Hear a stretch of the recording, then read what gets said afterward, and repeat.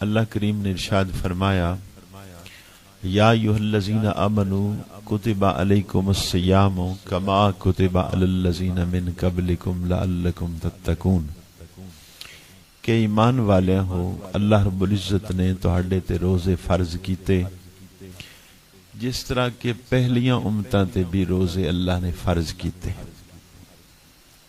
روزے دا مقصد ہے لعلکم تتقون کہ تسی پرہیزگار ہو جاؤ، متقی ہو جاؤ۔ مفسرین نے ایک نقطہ اس آیت جو اخذ کیتا ہے کہ روزہ مشکل عبادت ہے، تو اللہ کریم نے یہ اشارہ فرما کے کہ یہ صرف تہاڈے لئی نہیں ہے، پہلی امتاں لئی بھی ایسا رہا ہے۔ تو جدو اشارہ ہو گیا کہ پہلی امتاں تے بھی روزہ فرض ہا، تو پھر آسانی ہو گئی کہ کوئی اسی نواں کم نہیں کر رہے، یہ پہلی امتاں کر دیاں رہی ہیں۔ فرق اتنا ہے کہ تھوڑے جے احکام وہ پہلی امتاں دے جدا ہیں، اس امت دے احکام جدا ہیں، ورنہ تو سیدنا آدم علیہ السلام تو لگ کے نبی پاک صلی اللہ علیہ وآلہ وسلم تک ہر امت نے روزے رکھے۔ سیدنا آدم علیہ السلام آپ 3 روزے رکھ دے سن ہر مہینے دے اندر، تو اس طرح تسی دیکھو گے تو سال دے 36 روزے ہو جان گے۔ اگے حضرت نوح علیہ السلام آپ نے پوری زندگی روزے رکھے، سوائے عیداں دے کوئی روزہ چھوڑیا ہی نہیں، 950 سال لگاتار روزے چی گزار دیتے۔ نبی پاک صلی اللہ علیہ وسلم فرماندے نے سب تو بہترین روزہ حضرت داؤد علیہ السلام دا ہے، فرمائے ایک دن روزہ رکھ دے ہن، ایک دن روزہ نہیں سن رکھ دے، تو گویا کہ ادھی عمر انہوں نے روزے چ گزار دیتی۔ حضرت عیسیٰ علیہ السلام دا دور آیا ہے، حضرت موسیٰ علیہ السلام دا دور آیا ہے، تو انہاں دے اندر بھی اسی طریقے روزے رہے۔ انہوں نے تھوڑیاں جیاں تبدیلیاں کر دیتیاں، امت نے تبدیلیاں کر دیتیاں انبیاء دی تعلیم دے اندر، عیسائی طبقے نہیں کیتا کہ روزے جو ہیں 40 کر دیتے، چونکہ پہلی امتاں دی ترتیب روزے دی ہے کہ جدوں ایک دفعہ سو جانا ہے تو ہن کچھ کھا پی نہیں سکدا۔ پہلی امتاں دے روزیاں دے اندر سحری نہیں ہے، یہ جو سحری ہے یہ حضور دی امت دے روزیاں چ ہے، تو انہاں دی ترتیب وچ پھر 2 چیزاں ہور بھی نال رکاوٹ ہا۔ ایک تو یہ ہا کہ سحری نہیں، تو جدوں سو گیا روزہ شروع ہو گیا، جس وقت بھی سو گیا لیٹ سمے ٹائم نال سو جائے بس او دنار روزہ شروع ہو گیا۔ تو پھر پورے رمضان دے اندر کوئی آدمی بھی اپنی عورت دے قریب رات نو نہیں جا سکدا، لیکن رسول اللہ دی امت لئی قانون بدلیا گیا۔ اللہ پاک نے فرمایا احل لکم لیلۃ الصیام الرفث الی نسائکم، کہ تہاڈے واسطے حلال کر دیتا گیا کہ رمضان دی راتاں چ اپنی عورتاں کول جا سکدے ہو۔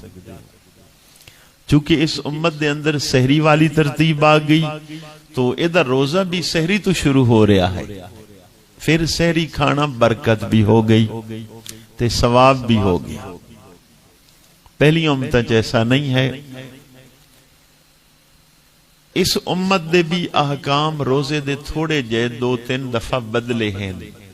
قرآن کریم اٹھا کے دیکھیے، اللہ کریم نے ارشاد فرمایا ایام معدودات کہ چند گنتی دے دن ہیں، فمن کان منکم مریضا او علی سفر فعدۃ من ایام اخر، کہ تواڈے چ کوئی بندہ بیمار ہے یا حالت سفر دے اندر ہے تو انہیں اجازت ہے کہ وہ بعد وچ روزے رکھ لوے۔ وعلی الذین یطیقونہ فدیۃ طعام مسکین، اور جنہاں نو طاقت ہے او فدیہ دے لیون روزہ نہ رکھیں. یہ شروع دا حکم ہے. اس وقت کی ہاں کہ جنہ دی مزاج چ روزہ نہ او کسی نے روزہ رکھا دے سن، آپ روزہ نہیں سن رکھ دے. لیکن پھر اس حکم وچ اللہ رب العزت نے تبدیلی فرما دیتی کہ شہر رمضان الذی انزل فیہ القرآن، کہ رمضان شریف او مہینہ ہے جس وچ اللہ نے قرآن نازل فرمایا. تو تہاڈے چوں جیڑا شخص رمضان پا لے پھر روزہ رکھے، فلیصم ہو. پھر یہ حکم منسوخ ہو گیا کہ فدیہ نہیں دے گا بلکہ روزہ ہی رکھے گا. تو ہن اس وقت قانون کی ہے کہ صرف بیمار آدمی، ایسا بیمار جس دی بیماری دا حل ہی نہیں ہے، ٹھیک نہیں ہو سکتا، یا اتنا بڑھا ہو گیا کہ ہن امید نہیں ہے کہ روزہ رکھ سکے، تو اے فدیے والا قانون اس لئی ہے. باقیاں لئی عارضی طور تے بیماری ہے تو جس وقت ٹھیک ہو جائے روزہ رکھے، یا مسافر ہے تو بعد دے اندر اپنی منزل تے پہنچے روزے کرے شروع، اور جتنے قضا ہو گئے وہ بعد دے اندر ادا کرے. تو عیسائیوں نے ترتیب اس طرح بدلی کہ انہوں نے کیا کہ بھئی یہ تو گرمیاں چ بھی آ جاندے نے، سردیاں چ بھی آ جاندے نے. حضور غوث الثقلین غوث اعظم جیلانی رحمت اللہ علیہ آپ نے غنیت الطالبین وچ نقل فرمایا کہ عیسائی طبقے نے اکٹھے ہو کے ترتیب بدل دیتی کہ روزے 10 بڑھا لو لیکن موسم ٹھنڈا ہونا چاہیے. تو آج دیکھ لو عیسائیاں دا کی ہے بھئی 25 دسمبر نو نہ عید رکھی، ہمیشہ 25 نو عید ہوئے گی انہاں دا موسم نال کوئی فرق نہیں پوے گا. مولا علی شیر خدا کرم اللہ وجل کریم آپ ارشاد فرماندے نے کہ 2 چیزاں مشکل ضرور ہیں لیکن ان دا اجر بھی زیادہ ہے.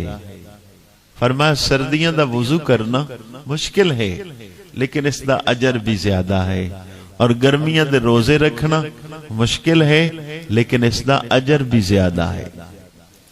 تو انہوں نے موسم دی ترتیب ہی چینج کر دیتی کہ موسم ایکو کر لو، تیاں دے 40 کر دیتی.